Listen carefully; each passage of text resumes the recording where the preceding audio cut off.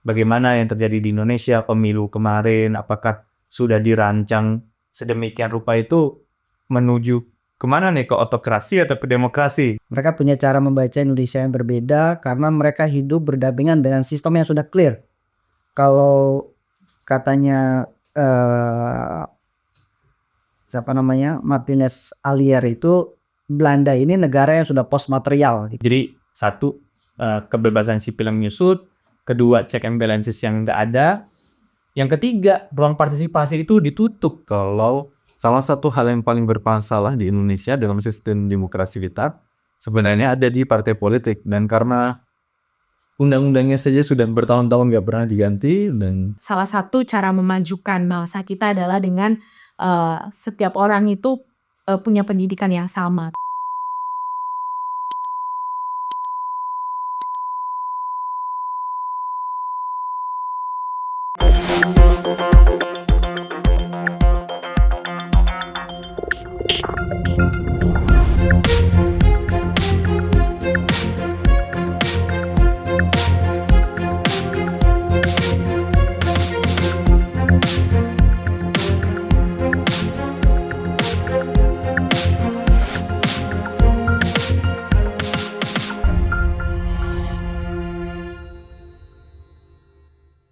Bismillahirrahmanirrahim. Assalamualaikum warahmatullahi wabarakatuh.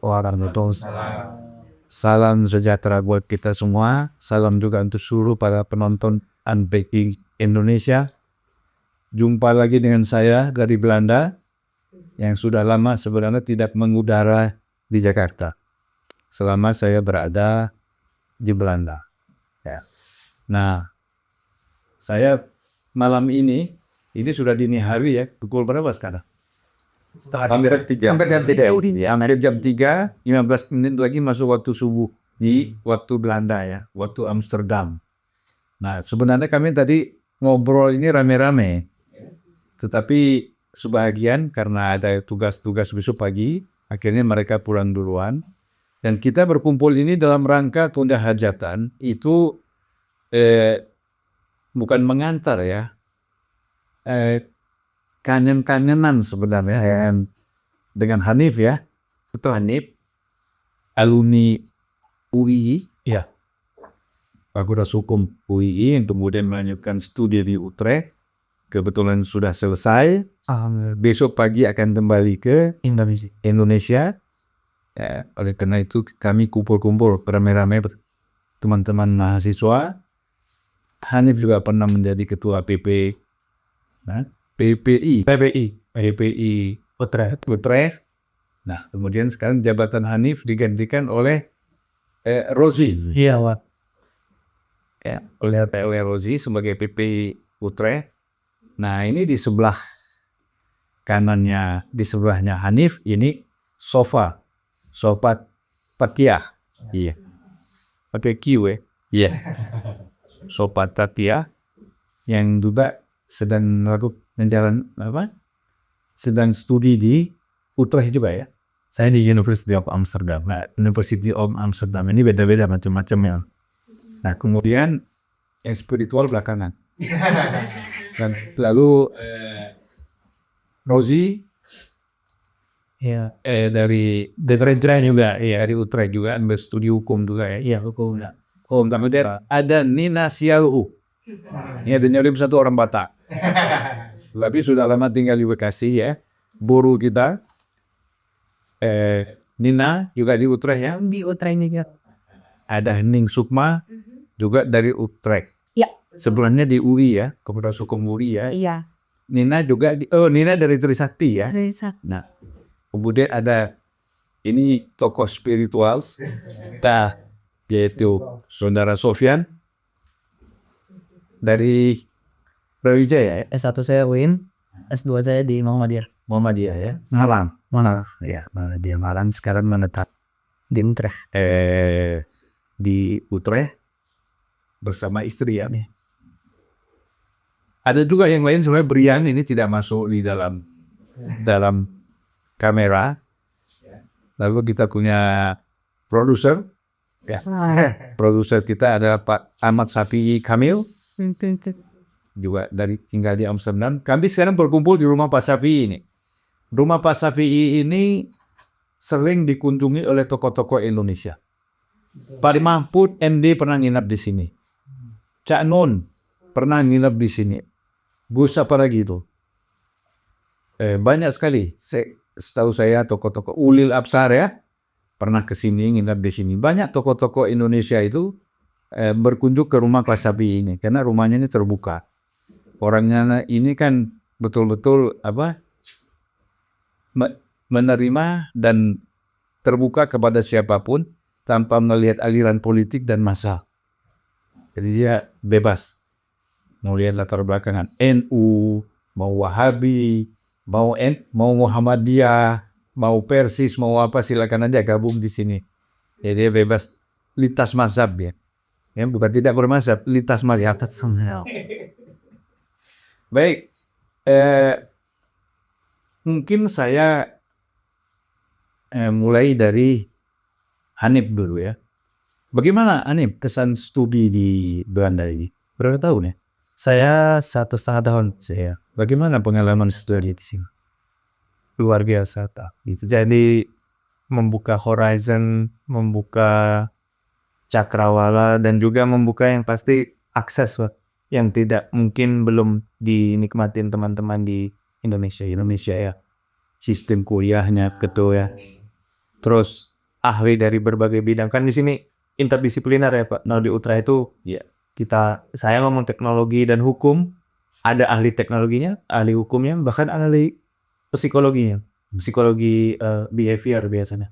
Ahli agamanya di rumah Pak Syafi'i ya. Nah, Ini di rumah Pak Syafi'i. kajian di luar kelas itu Pak. Ya. Di schooling. Ya. Nah, artinya melihat Indonesia dari belakang, dari luar nanti, kita melihat banyak sekali perkembangan politik di Indonesia. Sekarang walaupun kita jauh, kita bisa mengikuti perkembangan itu melalui media sosial, soal politik, ekonomi, sosial, hukum, dan ya macam-macam lah. Apa yang berkembang di Indonesia itu Hanif lihatnya gimana ada di sini? Iya, tentu sebuah privilege Pak. Saya bisa dibiayai di sini dari beasiswa Indonesia, UBDP. Saya mungkin tidak se-privilege teman-teman lain, tapi itu yang akhirnya saya gunakan untuk menjadi kesempatan melihat Indonesia lebih objektif dari awal gitu kan. Tidak hanya dari sisi keilmuan, tapi dari realitas sosial. Yang kedua, saya di sini juga coba melihat Indonesia tuh lebih dari kacamata dunia internasional juga. Saya kadang beruntung sekali bisa kenal banyak ahli hukum di sini. Akhirnya saya tanya gitu. Waktu itu lagi meriahnya pemilu 2024 Februari. Ternyata dosen saya yang tahu Pak. Dosen saya yang tahu waktu itu ngajar tentang otokrasi dalam hal teknologi Pak, seperti teknologi surveillance, teknologi ya muka kita disimpan oleh berbagai macam institusi ya, swasta, negeri, segala macam itu nyimpan data pribadi kita. Nah, kayak saya bisa berdiskusi dengan beliau-beliau itu. Bagaimana yang terjadi di Indonesia pemilu kemarin, apakah sudah dirancang sedemikian rupa itu menuju kemana nih, ke otokrasi atau ke demokrasi? Nah, itu beliau bisa mengambil kesimpulan yang kita sebagai orang Indonesia mau nggak harus dengar kan Pak. Baik, Dan kenyataannya gimana? memang ada beberapa checklist istilahnya. Ada parameter hukum yang bisa kita ukur gitu kan. Apakah ini menuju ke otokrasi atau ke demokrasi, dan mungkin sayangnya waktu itu ke otokrasi gitu kan. Cuman ya pertama itu jadi masukan akademis. Dan itu sebuah fakta yang mereka uji gitu kan dengan parameter hukum yang sudah diuji di berbagai macam negara gitu. Nah, akhirnya setelah berdiskusi, akhirnya kita sebagai pelajar jadinya bawa lagi nih ke ruang-ruang organisasi ini. Gimana nih teman-teman? Gimana nih kawan-kawan, kita bisa bersikap apa? Kita bisa mengambil kesimpulan apa? Dan kita bisa mengarahkan narasi kemana? Akhirnya kita coba bungkus itu. Tapi tantangannya ada lagi nih Pak. Saya baru satu nih, hukum dan teknologi.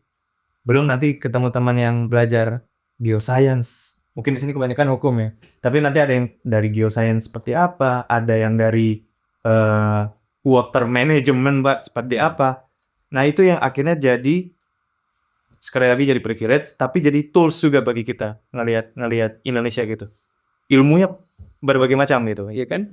Tapi kan pada prinsipnya, walaupun katakanlah seperti mengambil ilmu yang eksak ya, dengan latar belakang eksak. Tetapi kan di sini mau tidak mau, karena tadi bicara interdisiplin, pada akhirnya kan juga punya pengamatan, pemahaman terhadap situasi sosial kan. Betul. Nah, dia bagaimana melihat situasi sosial kita sekarang? Ya, kalau saya tadi akhirnya mencoba sekali lagi berdiskusi ya kepada ahlinya. Jadi saya di sini semakin ngerasa saya sendiri kurang, tapi ketika masuk ke ranah akademis itu tuh mereka memberikan masukan yang sangat objektif. Itu tadi ada arah ke autokrasi. Terus akhirnya kita coba pecah-pecah isu tadi. Oh, bagian hukum gini, bagian teknologi gini. Besoknya kita juga ngomongin tentang misalnya sempat kita ngomongin tentang AI itu Pak, yang sedang panas-panasnya ini kan di mana-mana. Nah, itu kita sambungin dengan anak yang kuliah di jurusan AI. Dari sisi computer science, dari sisi mereka ilmu eksakta lah ya, bukan ilmu saya gitu kan. Nah, akhirnya di sana kita coba cari apa istilahnya, balance-nya gitu. Gimana kita bisa bersikap dengan realitas sosial yang ada di Indonesia, tapi tetap dengan koridor kita sebagai pelajar. Nah, akhirnya kita coba masak buat ini Pak isunya, mana yang mau kita sikapin, mana yang mau kita angkat bareng diskusikan bareng. Termasuk Mas Brian ini juga waktu itu jadi guru kita di PPI Utrecht. Masuk dari sisi lebih yang antropologis gitu. Nah, ini juga itu Pak pendekatannya yang akhirnya kita coba sama teman-teman di Utrecht, antropologis atau humanis ya. Iya. Saya ke Rozi ya. Saling tembak. Rozi di kalangan mahasiswa di Belanda ini kan terus terang kan salah satu yang rame itu sekarang kan yang lagi aktual adalah sebenarnya soal ijazah Jokowi itu tidak menarik untuk kita bahas ya. Nah, masing-masing punya pendapat. Tetapi kan kita tidak ingin bicara membahas soal ijazahnya. Tetapi nuansa itu kira-kira persoalan yang dipersoalkan seperti ijazah ini, kemudian Prabowo seolah-olah dikendalikan oleh Jokowi kan gitu. Nah, itu nuansanya bagaimana di sini? Nah, itu yang lebih tepat. Saya sebenarnya kurang tertarik bicara soal ini Pak ya, kasus-kasus yang case by case kayak ijazah Jokowi, bagaimana dipermasalahkan dan lain-lain gitu. Tapi kalau bicara soal atau dalam konteks tataran paradigmatik gitu, saya melihatnya bahwa ada satu pencerdasan politik yang gagal dilakukan kepada masyarakat gitu. Karena dari kasus ijazah Jokowi ini.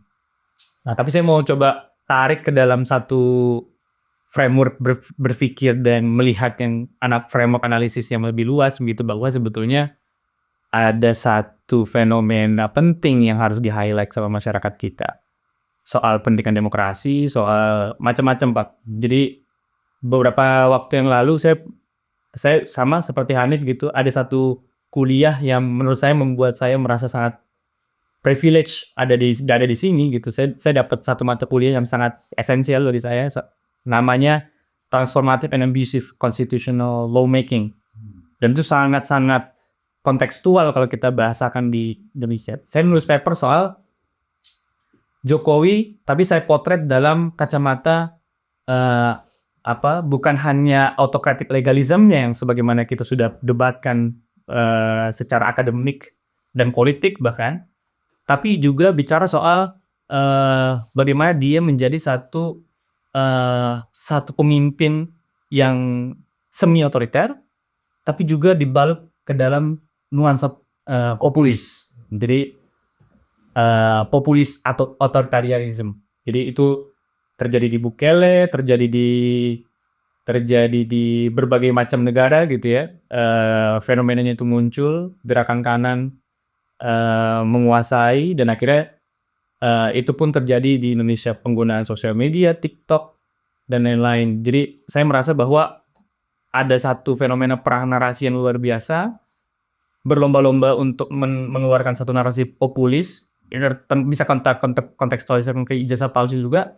Tapi saya melihat bahwa yang akhirnya menjadi peran sentral di sini adalah sosial media itu sendiri gitu. Bagaimana akhirnya narasi yang mana yang populis dia akan menang gitu. Dan itu tadi, kalau saya melihatnya dari Indonesia, mungkin karena memang pekerjaan sebelumnya saya juga mengikuti isu, mengadvokasi, dan lain-lain. Belakangan kayaknya ngambil break dulu gitu, belajar dulu, betul-betul memahami, karena selama ini ngelihatnya bahwa kita terus kritik segala macam, tapi coba untuk sama kayak Hanis mungkin menaruh ke dalam level yang lebih objektif gitu, dan ternyata kita bisa mengeritik itu bahkan lebih dalam dan lebih tajam lagi secara akademik gitu. Jadi lebih substantif ya. Iya, Bukan sekedar isu-isu di permukaan ya. betul. Itu mungkin yang mau saya Point out gitu. Oke. Saya ke Sofan. Ini Sogian ya, Pak. Ya, Sofan sendiri bagaimana melihat situasi politik Indonesia ini? Kan macam-macam ya. Pasti kan begini. Walaupun kita studi di luar negeri, tanggung jawab kita untuk Indonesia kan tetap ada. Nah, tentu yang diharapkan lah, tadi kan sudah disampaikan bahwa apa aja kita bahas-bahas yang istilahnya sederhana, pernak-pernik gitu kan, tapi enggak substantif kan gitu. Nah, asalnya kan mungkin dalam konteks ini melihatnya kan lebih bijak ya kan?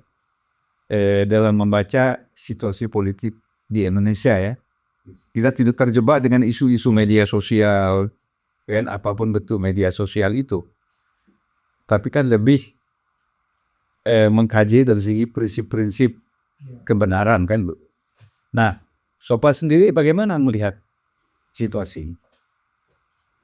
Kalau saya setuju dengan Rozi ketika kita melihat case by case, itu terkadang kita langsung terjun ke dalam case itu, lalu terjebak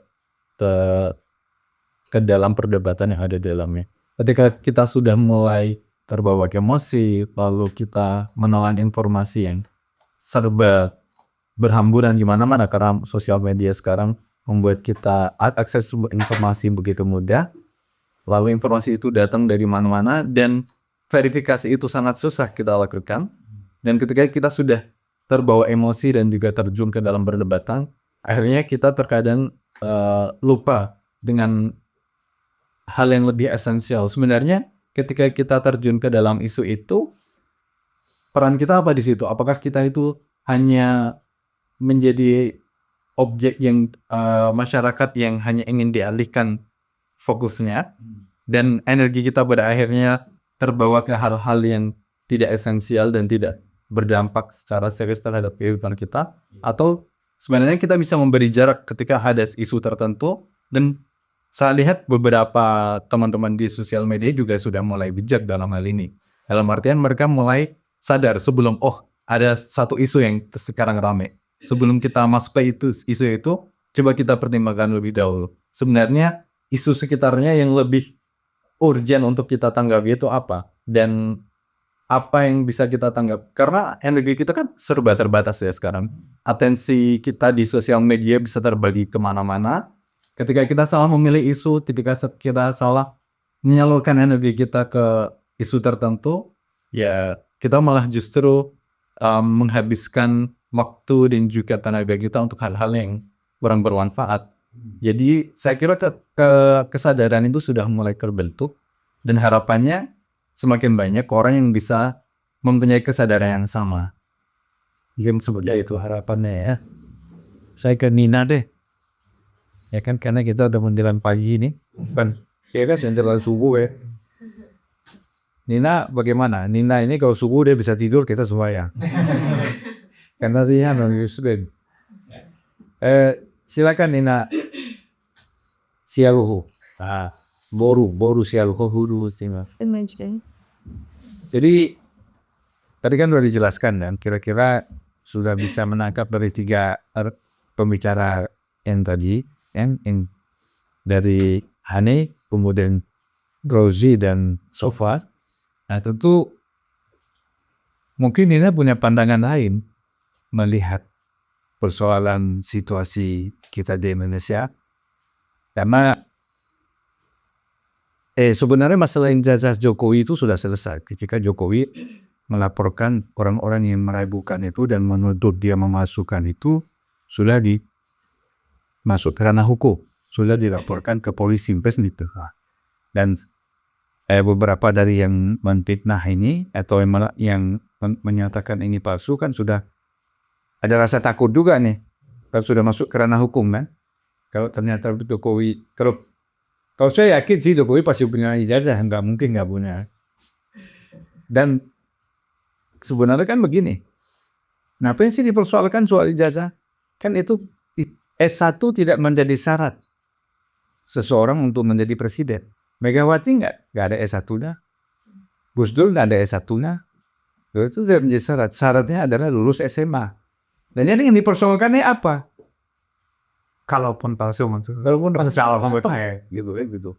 Nah, Nina melihatnya seperti apa? Ya, Ini Nina dari alumni Trisakti ya, sudah mengambil studi di Belanda juga. betul. Ya, sebenarnya mungkin pandangannya sama seperti teman-teman yang lain juga. Belum kita melihatnya juga pada istri yang besarnya gitu. Dan Berarti lipidnya nggak ada yang masuk.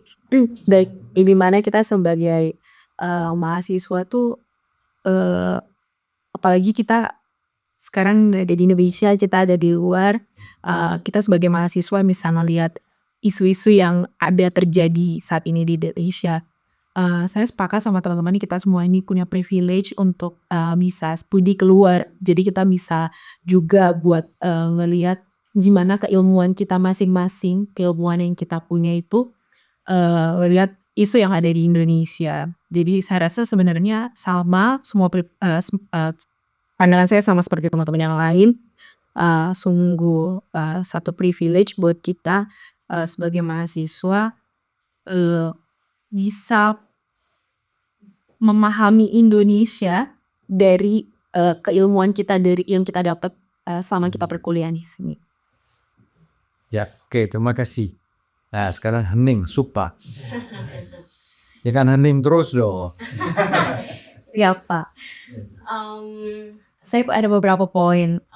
Pertama, menurut saya timeline kita ini untuk bisa kuliah di tahun 2023-2024 itu adalah time frame yang sangat-sangat menarik.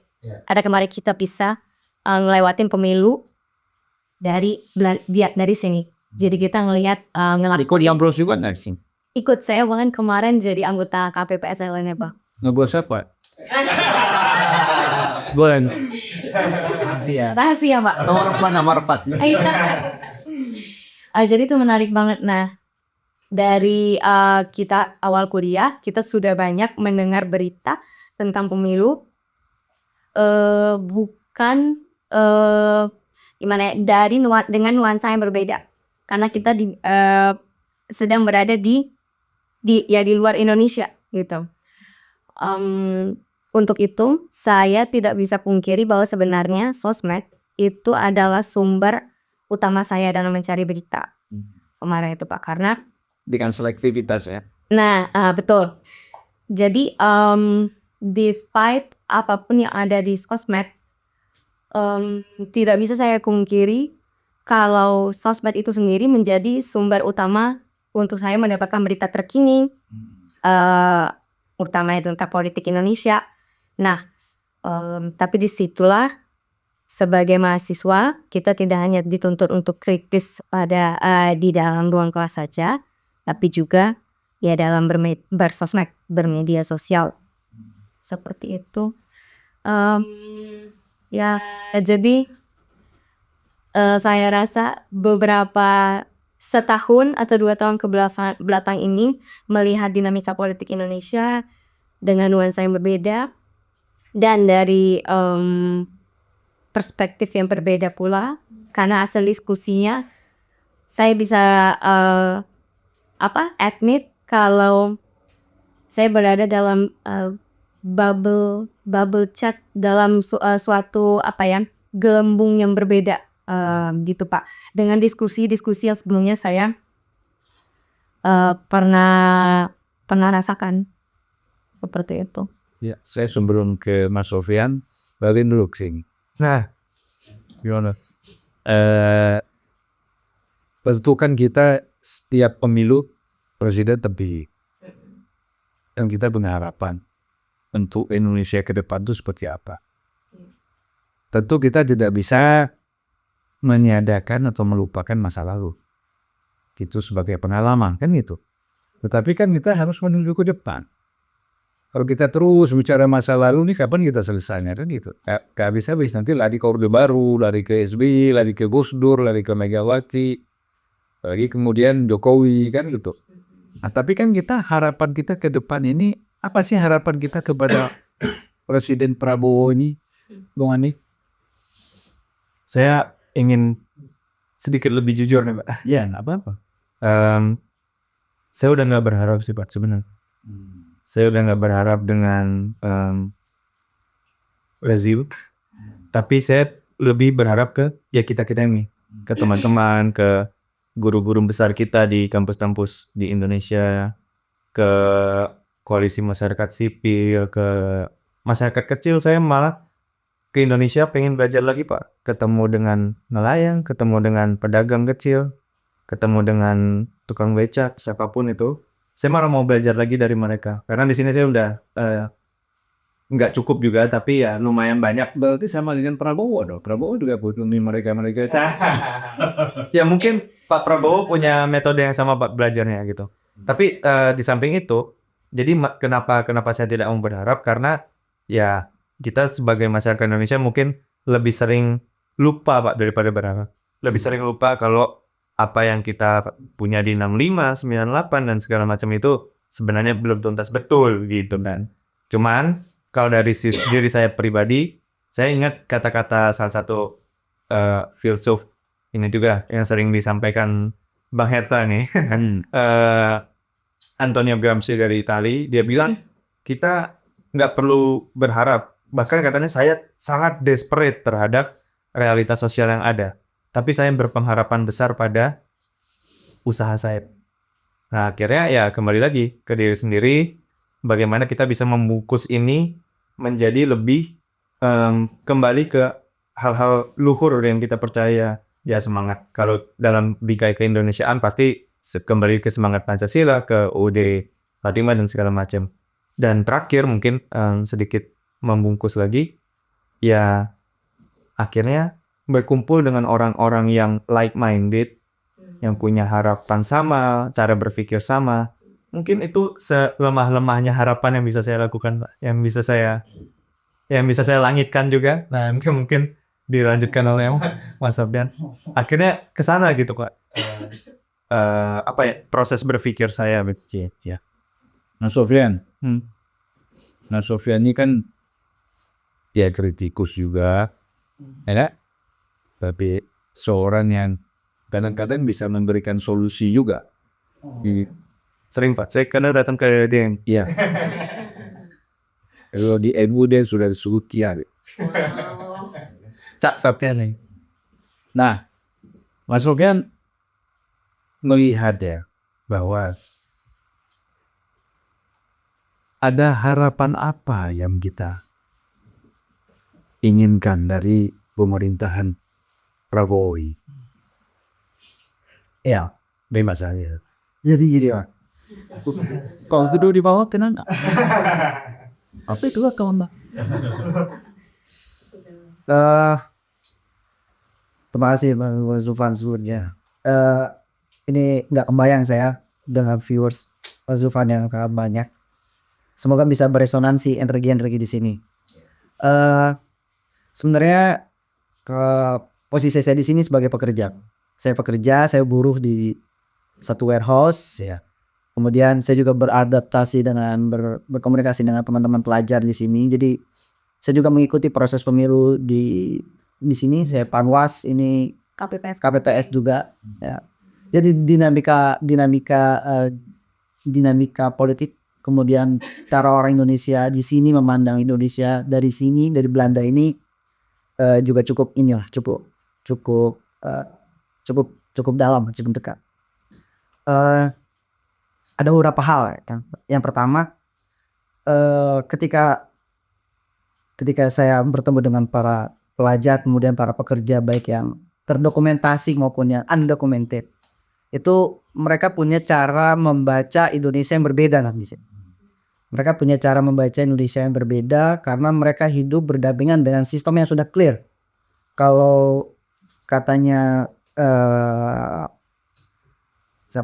Martinez Alier itu, Belanda ini negara yang sudah post material gitu. Artinya negara yang sudah secara material itu sudah selesai, secara sistem itu sudah selesai. Tinggal mereka bagaimana mempertahankan status quo-nya aja.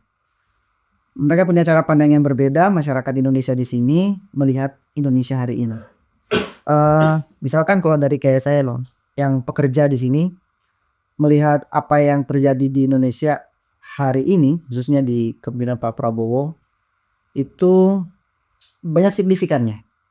Cuma tidak menutup kemungkinan banyak kekurangannya. Artinya misalkan dari siapa sih yang mau tentang ribuan pekerja yang di PHK secara sepihak, baru-baru ini juga media juga buruh-buruh pekerja media juga mengalami hal yang sama, dan itu ya ironi buat kita, sementara kita di sini buat bekerja itu mudah sekali ya kan, buat bekerja mudah sekali kan, buat mendapatkan pekerjaan itu mudah sekali, dipecat di satu perusahaan kemudian bisa masuk ke perusahaan yang lain itu sangat mudah tanpa harus, Bahkan tidak dipecat, pindah aja bisa aja. Iya, artinya sangat mudah sekali, nggak perlu bertanya usia di mana, kemudian latar belakang pendidikan apa, kemudian bisa bahasa cukup bahasa Inggris. Tidak ditanya pun gelap atau tidak ya. Betul, nggak perlu ditanya. Kecuali mereka yang ini, Bang, artinya mereka yang permit ya, sudah punya resident permit gitu. Artinya untuk memandang Indonesia dari sini tuh, apalagi melalui media sosial, itu pasti bakalan dominan buruknya. Karena noise sekali di media sosial tuh, noise sekali. Melihat Indonesia buruknya pasti lebih banyak. Apalagi akhir-akhir situasi yang tidak mengenakkan akhir-akhir ini, alih-alih ingin memperdalam demokrasi atau memperdalam demokratisasi di Indonesia di segala lini, itu justru malah lebih banyak pendengungnya, sehingga sangat minim sekali kerja-kerja baik dari Presiden Prabowo misalkan itu terblow up. Akhirnya dampaknya adalah kecenderungan pada poin-poin negatif yang muncul di permukaan, dan itu yang nanti akan jadi main of view dari publik begitu. Itu yang pertama. Kemudian yang kedua, kalau melihat konstelasi Indonesia hari ini, sebenarnya teman-teman yang ada di sini kalau menurut kami itu cuma sebagai pemerhati aja. Kemudian sambung empatinya itu ada pada perkumpulan-perkumpulan seperti ini. Kalau kita nggak kumpul seperti ini, kita nggak bahas Indonesia, itu agak ini juga, Bang, agak naif juga. Artinya apalagi teman-teman mahasiswa yang kuliah di sini dengan beasiswa dari Indonesia, Bang. Sebenarnya kalau saya kan enggak. Jadi agak sedikit leluasa begitu. Jadi mereka sebenarnya punya kerekatan erat sekali buat bertanggung jawab memikirkan Indonesia, apalagi di periode Pak Prabowo hari ini. Artinya di tangan-tangan mereka inilah yang mereka dikirim ke sini, kembali ke Indonesia untuk membantu Pak Presiden Prabowo buat menyelesaikan persoalan bangsa. Begitu juga buat menyelesaikan cara berpikir atau cara membaca Indonesia bisa lebih arif lagi, lebih injak lagi, ketimbang pada sibuk pada persoalan-persoalan yang cuma permukaan dan itu tidak substansial, tidak menusuk pada sumber permasalahan begitu. alih-alih menyelesaikan persoalan justru malah memperpanjang perdebatan yang tidak penting. Nah, saya kira ada di orang-orang ini lah, gitu, Bang. Ya mungkin itu aja sih. Ya, saya kembali lagi ke Rozi. Sebenarnya kita anggaplah kita ini orang pemerintah. Kita ini pemerintah. Kita ini pemimpin bangsa. Ya, Bet. Kira-kira prioritas apa yang harus dibangun kalau kita melihat Indonesia sekarang ya dari kacamata kita?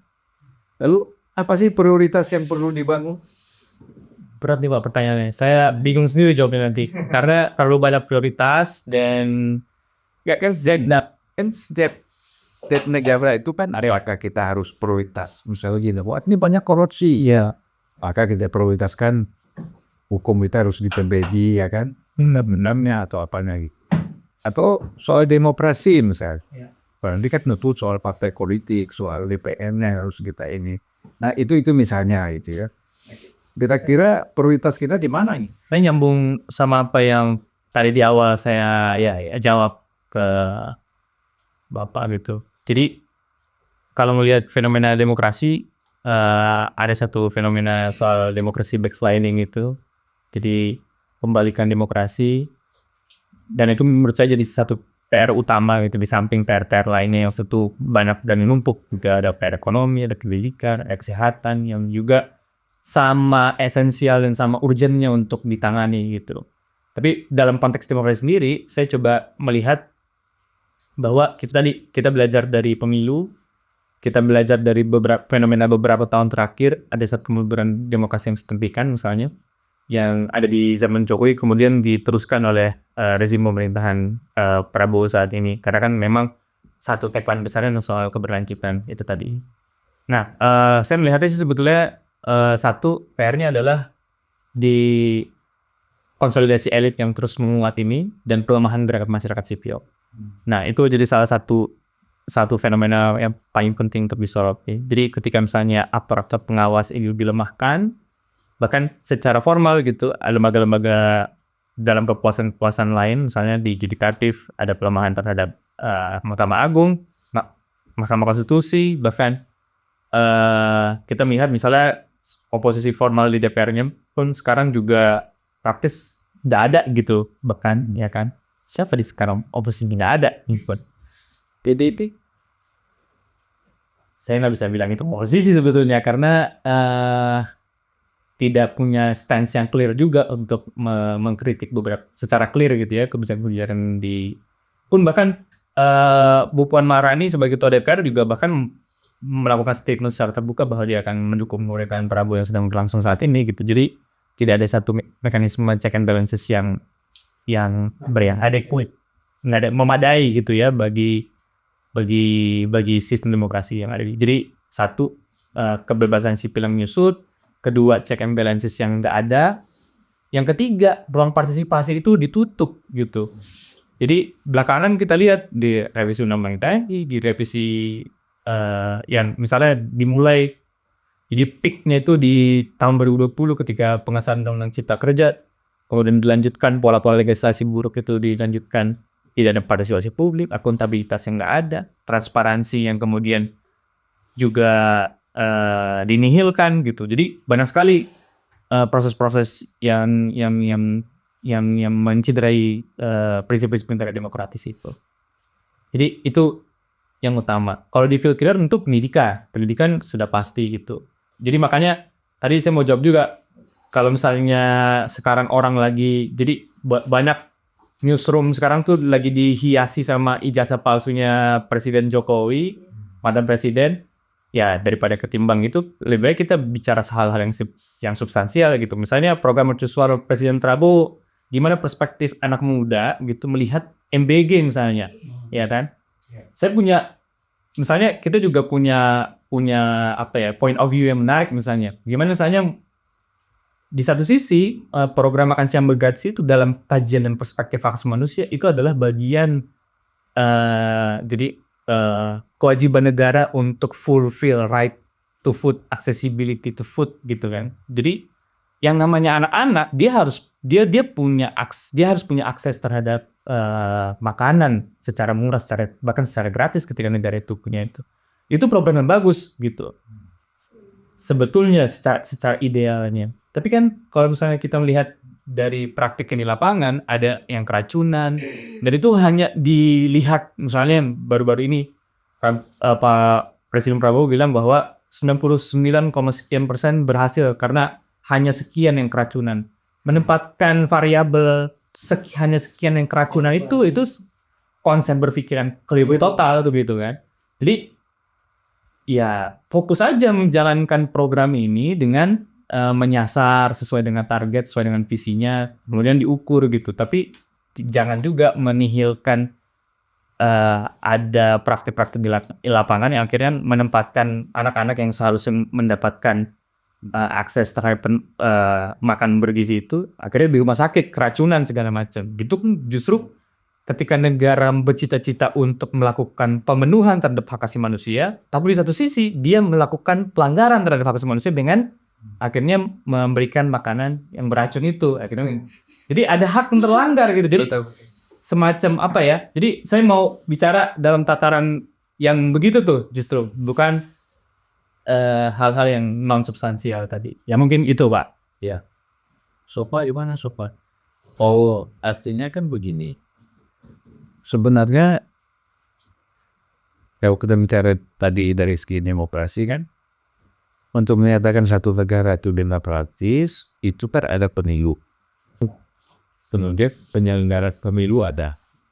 Tetapi peserta pemilu ini kan partai-partai politik. Gitu kan. Nah, bagaimana kita memperbaiki ini kalau sementara institusi lembaga-lembaga institusi politik seperti partai ini tidak bisa diharapkan untuk membangun demokrasi tadi. Karena tidak ada oposisi, semuanya sama kan. Nah ini bagaimana kita memperbaiki ini? Sobat, Betul. Saya setuju kalau tentang permasalahan sistem, lalu check and balance, terus demokrasi kita secara demokrasi as a system ya, bukan as a values. Itu serba bermasalah di Indonesia dan saking banyaknya masalah, kita sampai kadang bingung mau intervensi di mana dulu nih. Apakah di UNCTAD dulu harus independen total atau harus sistem presidensial yang seperti apa? Itu kan banyak perdebatan dan banyak teorinya juga. Dan kalau mengutip Mbak Bivitri juga, dia pernah bilang kalau salah satu hal yang paling bermasalah di Indonesia dalam sistem demokrasi kita sebenarnya ada di partai politik, dan karena undang-undangnya saja sudah bertahun-tahun nggak pernah diganti dan sistem itu terus berjalan bertahun-tahun, akhirnya banyak hal yang bermasalah, termasuk cost ketika seseorang ingin berpolitik itu sangat tinggi yang menjadikan korelasinya nanti dengan korupsi, terus suap menyuap dan lain sebagainya. Tapi karena saya sendiri cukup bingung ya, saya setuju dengan bahwasanya ada banyak hal yang perlu dikoreksi, dan pada titik tertentu mungkin kita sudah sampai di titik di mana tidak ada check and balance lagi antar lembaga. Jadi tidak bisa saling mengkoreksi antara satu lembaga dan lembaga negara dan lembaga lain. Jadi susah negara ini mau baik hanya mengandalkan dengan sistem yang ada. Nah, kalau dengan situasi yang seperti itu, dan saya juga beberapa kali merenungkan, sering pusing sendiri. Kalau menurut saya intervensi yang lebih baik, kalau diminta untuk memfokuskan satu hal, saya akan benar-benar menekankan ke sektor pendidikan. Dalam artian penghormatan yang setinggi-tingginya terhadap institusi riset, institusi pendidikan, baik berupa dana ataupun kebebasan mereka ya. Karena dari situ paling tidak kita punya garansi bahwasanya ya, kampus-kampus itu nanti tidak diintervensi lagi. Ada riset yang bermutu, risetnya didanai, dan itu menumbuhkan kesadaran masyarakat luas. Karena penghormatan terhadap institusi itu ada, maka riset-riset itu juga akan dengan mudah menyebar, tidak diintervensi oleh polisi lagi, atau sosial media UU ITE tidak digunakan untuk men-take down informasi-informasi yang bersifat dianggap mengancam oleh rezim dan lain sebagainya. Jadi ketika pendidikan itu dihormati dengan dana yang mencukupi, dengan penghormatan terhadap kebebasan untuk menyebarkan riset, terus melakukan riset, saya rasa kesadaran masyarakat itu akan tumbuh secara perlahan, dan kesadaran itu akan baik juga untuk demokrasi, karena pada akhirnya demonstrasi protes itu juga ada karena kesadaran masyarakat. Dan karena kesadaran yang makin luas, nanti akan tiba saatnya ketika sistem itu mulai baik sendiri karena kesadaran dan pendidikan masyarakat luas semakin baik. Paling tidak itu salah teori yang sampai pada pikiran saya saat ini. Nina, yang dirasakan persoalan pendidikan kita sekarang ini apa? Di Indonesia ya, kan kita kan pernah SD, SMP, SMA ya kan, pernah S1 di sana. Lalu yang kita rasakan itu gini, kehadiran pemerintah dalam dunia pendidikan kita? Pemerintah hadir nggak? Atau ini autopilot aja kan? Karena kita bayar, ada sekolah, ada guru, jalan. Tapi kan di luar itu kan harus ada sesuatu yang lebih dari itu. Pemerintah harus hadir bukan dalam konteks formal, ya kan, mendorong pendidikan kita supaya lebih maju. Nah, Nila sih melihatnya gimana? Oke. Kalau Semangat. iya, udah subuh soalnya Pak. Ya, kalau saya ini pendidikan itu kan tadi ya kayak seperti kata Rozi, itu juga salah satu hak untuk setiap orang dapat menikmati pendidikan gitu. Jadi gimana pemerintah juga bisa hadir untuk memenuhi itu. Tapi saya lihat tadi pertanyaannya gimana saya ngelihat pendidikan di Indonesia kurangnya gimana. Sebenarnya saya kalau selama saya menjalani pendidikan di Indonesia juga saya ngelihatnya sebetulnya pendidikan kita masih kurang merata sebetulnya Pak. Dalam artian ketika saya berkuliah saya bertemu dengan teman-teman dari berbagai daerah. Terkadang pendidikan dasar saja seperti yang saya alami di kota di Pulau Jawa mungkin berbeda dengan apa yang teman-teman alami yang dari wilayah timur gitu. Jadi saya juga melihatnya sistem pendidikan yang belum merata di Indonesia. Sistem pendidikan yang belum merata dan juga guru-gurunya juga belum merata begitu. Jadi memang perbaikannya juga mungkin arah pendidikan juga bukan hanya dari pendidikan tinggi tapi juga dari pendidikan rendah, karena saya juga sama seperti yang Mas Sofa bilang, saya juga masih melihat bahwa salah satu cara memajukan bangsa kita adalah dengan setiap orang itu punya pendidikan yang sama begitu. Karena bagaimanapun juga masa depan itu ada di anak-anak semua nih. Masa depan bangsa kita juga ada di generasi-generasi muda di bawah kita. Jadi bagaimana mereka juga bisa mendapatkan pendidikan itu juga menjadi bagaimana cerminan kita di masa depan. Kalau saya sih ngeliatnya gitu. Iya. Lanjut aja langsung. Bagaimana? Saya Pak. Udah mau ngomong dari WKM. Gak paham ya. Kan kita tahu kalau sudah ada yang tertulis ditetapkan di undang-undang peraturan perundang-undangan terkait kalau kita sebenarnya itu punya 12 tahun wajib sekolah, dan itu hak untuk semua anak atau orang ya kata-katanya. Masyarakat. Nah, wajib belajar 12 tahun itu dan difasilitasi oleh pemerintah negara melalui pemerintah. Nah, tapi nyatanya masih tidak semua orang bisa merasakan privilege itu. Oleh karena mereka tidak bisa semudah itu untuk bisa jam 7 pagi ke sekolah, terus nanti masih anak SD jam 12 selesai karena masih mereka punya hal lain yang jauh lebih urgent yang harus dipenuhi. Kayak misalnya kalau kita ambil saya aja contohnya, masih sering saat berhenti di lampu merah melihat anak-anak di bawah umur yang harus Bahkan bayi. ya betul yang harus Ada di tengah mes. betul mengemis atau ngamen di jam sekolah yang harusnya mereka tidak semestinya saya bisa ketemu mereka di tengah jalan siang bolong, harusnya mereka berada di sekolah, tapi bukan di situ tempat mereka berada. Jadi walaupun nyatanya di peraturan perundang-undangannya sudah nyata-nyatanya tertulis seperti itu, tetap tidak semua anak yang mestinya mendapatkan wajib belajar 12 tahun itu bisa menikmati semudah itu. Coba dulu yang 3 tahun adalah tetap. You are required. Nah, kalau itu tidak bersyukur berarti. Iya, itu apa? Mungkin poin kecilnya. Nah, ini kita kan udah berapa nih? Setengah 4. 4 lebih. Yang 4 lebih. Udah berapa menit tak? 50. Kita rasa bagian subuh ini. Di subuh. Karena kita udah 50 menit. Saya lihat saya juga udah mulai agak mengantuk Yanko. Yang saya khawatir produser kita ini, kameramen kita ini ngantuk bahaya.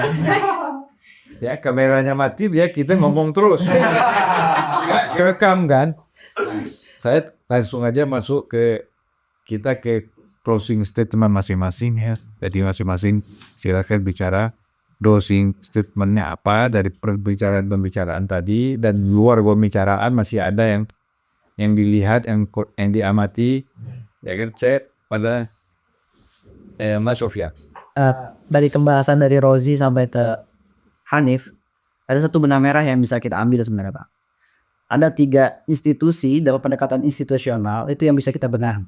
Yang pertama itu partai politik, kita beresin. Yang kedua itu universitas. Cara beresinnya gimana? Nah, banyak hal kita beres. Itu perdebatan lain. Kaderisasi misalnya, kita beresin dulu lah ya. Artinya partai politik kita beresin, dirapikan lagi, kemudian dijelaskan standing positionnya. Yang kedua itu universitas dikembalikan kepada diberikan mimbar demokrasinya lebih luas, otoritasnya diperluas, kemudian dia tidak sibuk di bawah bayang-bayang kepentingan elit atau aktor-aktor politik atau pembisnis atau pengusaha, alih-alih menjadi lembaga stakeholder jasa. Kemudian yang ketiga ini paling penting, itu adalah koalisi masyarakat sipil. Jadi dari ketiga ini, koalisi masyarakat sipil, partai politik, kemudian lembaga universitas. Awalnya kita sekarang masih ada nggak koalisi masyarakat sipil? Saya pikir Yang solid ya. saya pikir kalau seumpama besar begitu nggak terlihat ya, kayaknya yang korporat nggak ada mungkin. Tapi kalau kita pergi ke misalkan ke ke komunitas-komunitas kecil yang mereka bertahan melalui subsisten ya, bertahan melalui komunitas-komunitas kecil, itu saya rasa sangat banyak. Artinya komunitas-komunitas kecil-kecil inilah yang ada di Indonesia itu yang bisa diperbanyak, diperluas, kemudian disambung, dijahit untuk saling menguatkan komunitas-komunitas itu. Saya pikir itu bakalan beres lah Indonesia ke depan. Artinya bisa independen, bukan independen tapi bisa memperingan, ini bahasa halusnya, bisa memperingan beban Presiden Prabowo hari ini. Saya pikir itu sih kok. Ya kan haus kan. Langsung nyambung dari kata kunci terakhir, memperingan itu sebenarnya. Saya ini kan sama teman-teman juga di Pak, di PPI Dunia. Kita sempat ngobrol juga bahwa kita pengen membungkus ini tuh sebagai bentuk patriotisme sebenarnya. Jadi kritik, terus gerakan masyarakat sipil, kepedulian itu jangan selalu atau jangan melulu dianggap sebagai negatif atau bahkan subversif gitu kan kadang Pak. Nah ini kita harus coba gaungkan terus, di mana akhirnya masukan-masukan ini mengkristal dalam bentuk apa? Diserap menjadi policy, diserap menjadi aturan, diserap menjadi program pemerintah. Yang pada akhirnya masukan-masukan ini kan semua pengen Indonesia baik buat gitu ya. Nggak mana-mana kok. Yang demokrasi, institusi, trias politikanya mau dibenerin, universitasnya mau dibenerin, kita tuh nggak mana-mana. Kita tuh mau Indonesia, bangsa, tanah air kita baik, tapi tolong didengerin dulu nih apa yang obat nih paracetamol yang mau kita kasih nih, tolong diminum dulu. Karena nanti semua yang meradang baik tadi demokrasi segala macam. Nah, mungkin satu sedikit teori dikit yang masuk tentang demokrasi backslidingnya. Ini kan ditulis sama Levitsky dalam How Democracy Die itu kan. Itu poin pentingnya adalah elit tuh ntar dulu gitu berantemnya, ntar dulu. Bahkan di Amerika tahun 30-an kan, Great Depression segala macam itu, mereka bisa nyatu karena ada satu atau beberapa kelompok yang autocrat gitu, yang pengen maju menjadi sebuah tirani baru.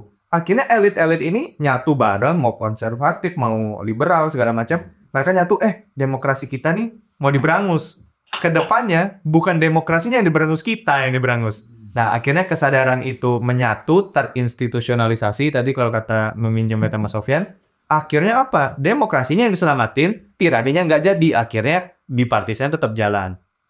Spektrum tetap jalan. Mau politik kanan kiri segala macam, kita perdebatkan sebebas-bebasnya di alam demokrasi ini. Tapi satu syaratnya, demokrasinya jangan hilangin gitu. Nah, ini kesadaran ini menurut Mas Sofyan masih ada, dan menurutku juga masih ada, Pak, di akar rumput, di keseharian kita, di kampus. Nah, ini modal, akhirnya aku berharapnya ke sini, Pak. Pengennya berharapnya ke sini, ke depannya, baik itu dari sisi demokrasi, yang mungkin atas dan sifatnya status quo, dan pendidikan yang sifatnya forward looking ya, buat masa depan kita, itu bisa nyatu, akhirnya tercipta equilibrium baru lah. Dimana sekarang kita benahin nih, korupsi kita benahin, indeks demokrasi kita benahin, terus beberapa parameter autokrasi yang tadi aku bilang di awal kita benerin bareng-bareng, tapi pendidikan juga akhirnya kebentuk nih. Nah, sebenarnya Pak, tujuannya tuh udah disematkan sendiri sama pemerintah kita. Apa Indonesia Emas, 2045 segala macam. Tujuannya udah ada. Obatnya udah ada nih. Kritik-kritik masyarakat, akademisi, politikus yang masih punya kesadaran yang baik. Ini didengerin dulu, akhirnya tujuan itu nanti kita petik bareng. Oke. Jadi memang kan kalau kita bicara tadi kan masih terpencar-pencar ya. Ada tapi masyarakat sivil, tapi kan belum menyatu menjadi suatu kekuatan politik yang real, kan itu. Ada nggak? Ada. Tetapi kan belum menjadi suatu kekuatan yang real. Kalau pengamatan saya melihat bahwa memang belum ada tokoh pemersatunya. Simbol pemersatunya itu kan belum ada. Sehingga timbul keraguan, siapa nih nanti? Kita capek-capek ini bergerak, bikin ini, bikin itu, nanti siapa nih? Kan itu. Ini juga masih dari problem ya. Nah, dan ini yang Pak Sati itu pernah menyampaikan ke saya itu, ini mau membuat perubahan, figurnya siapa? Gitu. Kita kan kalau kita lihat pada masa lalu perubahan-perubahan itu kan selalu ada figur-figur itu yang muncul, yang itu dia didukung oleh rakyat kan, gitu. Bahkan bisa tidak lewat pemilu, gitu. Nah ini kita memang di Indonesia belum ada. Ini bagaimana menurut Mas Sofa ini? Langsung aja closing statement. Tidak usah tergantung kepada apa pembahasan. Saya juga tidak bisa mengusulkan figur ya untuk perubahan Indonesia. Tapi pada intinya kalau boleh mewakili teman-teman di sini juga, mungkin nggak mewakili. Silakan. Tapi mungkin perasaan kita saling terhubung ya. Karena pada intinya kita di Belanda ini juga, saya di Belanda ini menemukan bagian-bagian Indonesia juga. Walaupun secara teritori Indonesia terbatas di South Asia sana, di Asia Tenggara. Tapi sebenarnya karena keterkaitan historis, kita di Belanda ini menemukan banyak sekali Indonesia yang lainnya. Jadi dari benda sejarah iya, dari banyak sekali kisah-kisah sejarah iya, dari eksil juga kita langsung bersentuhan dengan mereka. Lalu dengan diasporanya sangat menunjukkan cinta terhadap tanah air yang luar biasa. Jadi buat saya justru ketika di Belanda ini saya melengkapi bagian-bagian kecintaan terhadap Indonesia yang belum saya temukan ketika saya berada di Indonesia.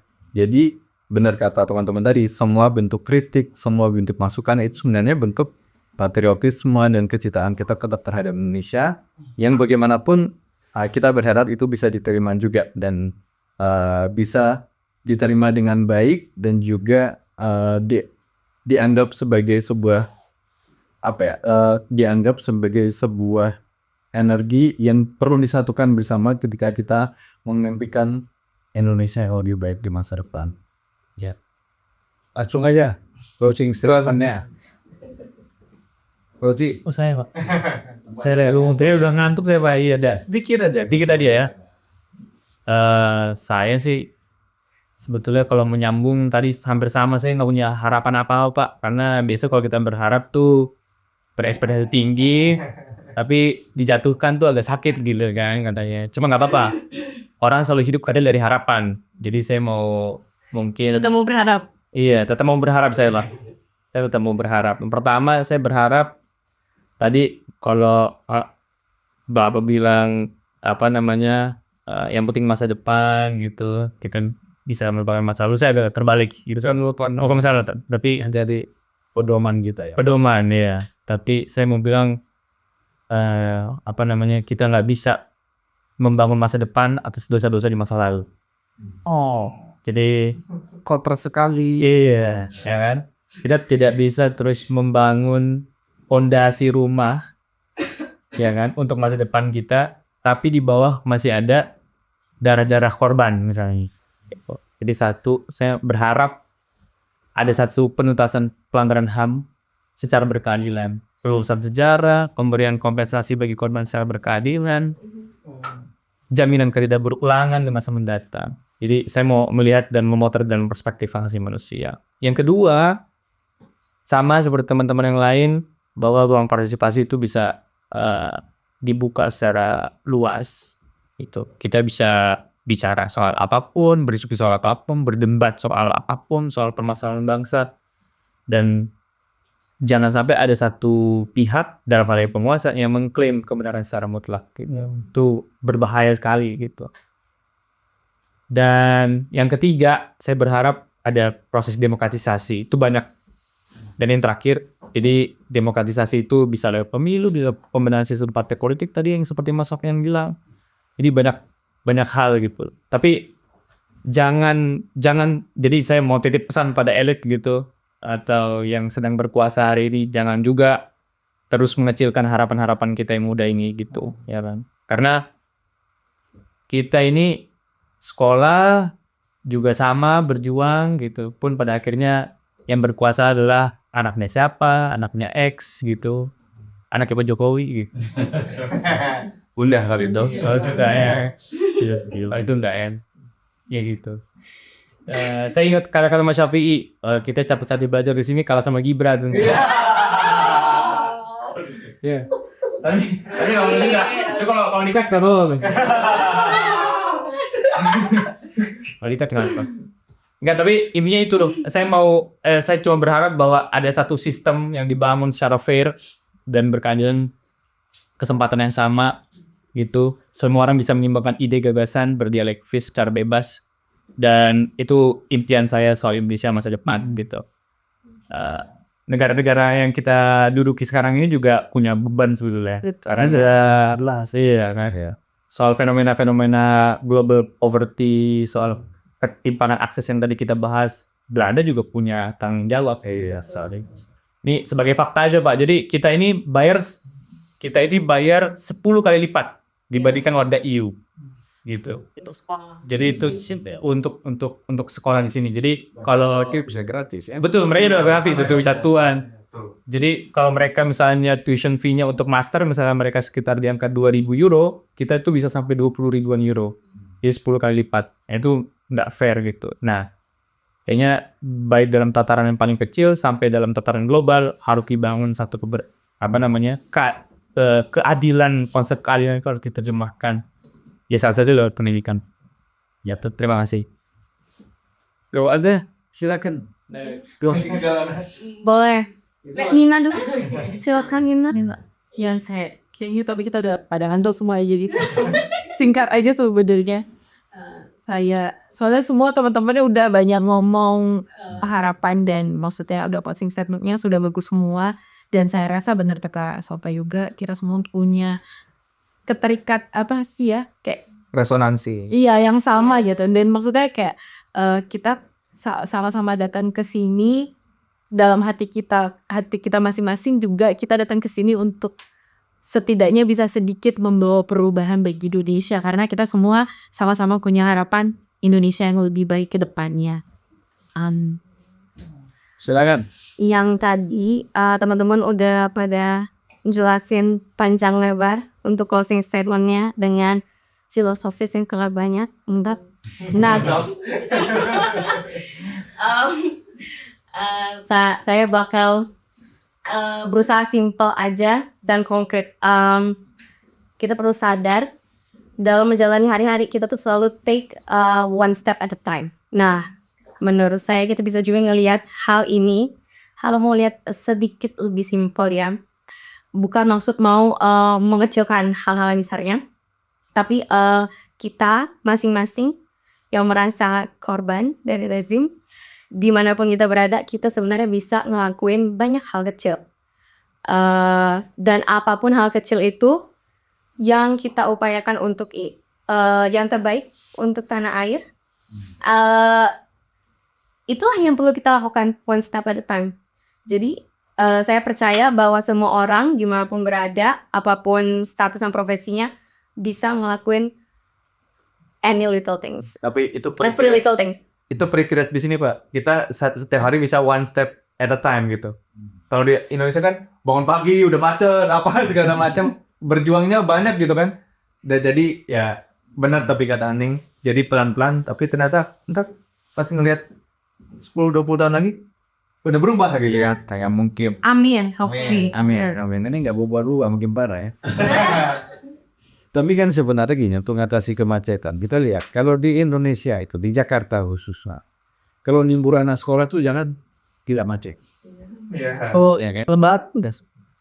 Ya kalau lebaran kan tuh baik-baik. Dua-duanya libur ya. Libur sekolah itu kan memang Kita lihat, saya rasakan saya sering lihat kan itu, saat anak-anak libur sekolah tuh jalan tidak macet. Artinya kan problem ini bisa diatasi. Seperti di Belanda misalnya di sini ya. Anak-anak ada yang masuk jam 8, ada yang masuk jam 10, ada yang masuk jam 12. Walaupun pulangnya sore juga semuanya kan itu.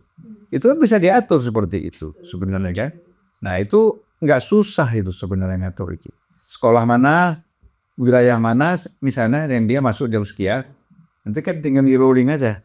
Itu bisa untuk salah satu pendekatan mengatasi kemacetan. Kalau kemacetan itu kita ganti dengan ganjil genap, orang bilang kita punya mobil 2 aja. Iya kan? Nambah emisi juga tuh Pak. Apalagi untuk di Indonesia untuk memiliki mobil kadang-kadang nggak perlu DP. Ingat itu DP-nya murah sekali. Boleh subsidi. Dulu mewah itu mobil itu kan. Sekarang kalau di Jakarta atau di Indonesia murah, apalagi motor. Nggak pakai DP sama sekali. Misalnya DP 500.000 murah lah, semua orang bisa. Nah jadi banyak cara ya untuk kita mengatasi problem kemacetan, problem pendidikan, problem ekonomi dan lain-lain. Kesimpulannya asal mau mendengar masukan-masukan dari banyak orang. Betul. Nah kita mengharapkan salah satu kekuatan untuk melakukan perbaikan itu kan kampus. Nah kita harapkan kampus tidak diintervensi, diberikan otoritas yang kuat untuk terus melakukan koreksi-koreksi dan perbaikan-perbaikan terhadap berbagai sistem lah di dalam kehidupan negara kita. Saya kira gitu ya. Terima kasih. Terima kasih.